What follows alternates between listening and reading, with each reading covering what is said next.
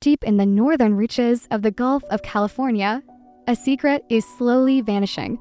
This is the story of the vaquita, a porpoise so elusive, so rare, that it's often called the panda of the sea. With its petite size, distinctive dark rings around its eyes, and a seemingly permanent smile, the vaquita is the world's smallest cetacean. But this charming mammal is also the world's most endangered marine mammal, a ghost of the sea teetering on the very edge of extinction. Imagine a porpoise no bigger than a 5-year-old child, weighing just around 100 pounds.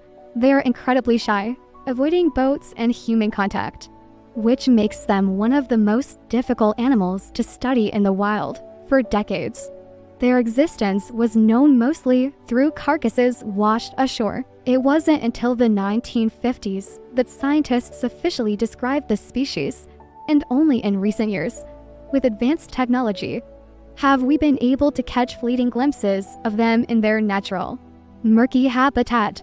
They live in a small, isolated area of the upper Gulf of California, a unique ecosystem that is both their sanctuary and their prison. Unlike dolphins that roam vast oceans, the vaquita's entire world is confined to this one region. This specialization, which once allowed them to thrive, has now become their greatest vulnerability. The very waters that give them life are now filled with a silent, invisible threat. So, what is pushing this incredible creature to the brink? The answer is heartbreakingly simple: fishing nets. But not nets intended for the vaquita. The culprit is the illegal fishing of another endangered species, the totoaba fish. The totoaba's swim bladder is highly prized in some black markets, fetching astronomical prices, earning it the nickname aquatic cocaine. The illegal gill nets used to catch these fish are invisible walls of death. These nets, designed to entangle fish by their gills, are indiscriminate killers. Vaquitas, needing to surface to breathe, swim the same waters. They become entangled, unable to reach the surface, and ultimately, they drown. It's a tragic case of being in the wrong place at the wrong time. For every totoaba caught, countless other marine animals, including the vaquita, pay the ultimate price. This is the single greatest threat to their survival. The numbers are staggering and paint a grim picture. In the late 1990s, the vaquita population was estimated to be around 600 individuals. By 2018, that number had plummeted to fewer than 19. Today, scientists believe there are likely fewer than 10 vaquitas left on the entire planet. Let that sink in. Fewer than 10. We are on the verge of losing a species that has existed for millennia, right before our very eyes. The fight to save the vaquita is a complex and urgent battle, fought on multiple fronts. Conservationists, scientists, and the Mexican government have been working tirelessly to pull them back from the edge. One of the primary strategies has been to ban gillnet fishing in the vaquita's habitat. Mexico has enacted permanent bans, but enforcing them over such a large and remote area is a monumental challenge. Illegal fishing, driven by poverty and powerful cartels, persists. Patrols by the Mexican Navy and conservation groups like Sea Shepherd are on the water day and night, working to locate and remove these illegal ghost nets. It's dangerous, often confrontational work.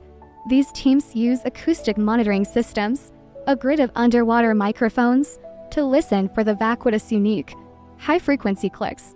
This technology helps researchers track the remaining animals and understand where they are most active, allowing enforcement to focus their efforts.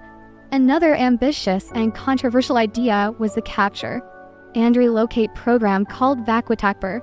The plan was to catch some of the last remaining vaquitas and move them to a protected sea pen, a safe haven where they could breed away from the threat of gillnets. It was a last-ditch effort, a desperate gamble. In 2017, the team managed to capture 2 female vaquitas.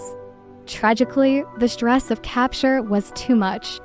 One was released immediately, and the other, an adult female, died shortly after. The heartbreaking decision was made to abandon the capture program. The vaquitas were simply too sensitive to be handled, This men's only hope was to be protected in their wild, natural home. The fate of the vaquita is inextricably linked to the local fishing communities. For generations, fishing has been the lifeblood of towns along the Gulf. The gillnet ban, while essential for the vaquita, has had a severe economic impact on these communities. To address this, efforts have been made to provide financial compensation and to help fishermen transition to alternative, vaquita-safe fishing gear. These new types of nets and traps are designed to catch shrimp and fish without entangling porpoises. However, the transition has been slow and difficult.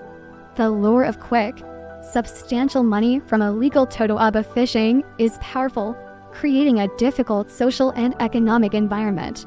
True, long-term success depends on creating sustainable livelihoods for the local people, making them partners in conservation, not adversaries. When communities see a direct benefit from protecting their natural environment, the tide can truly begin to turn. So, is there any hope left?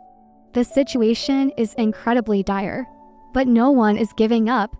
The fact that vaquitas are still being seen, and even photographed with calves, is a small but powerful beacon of hope.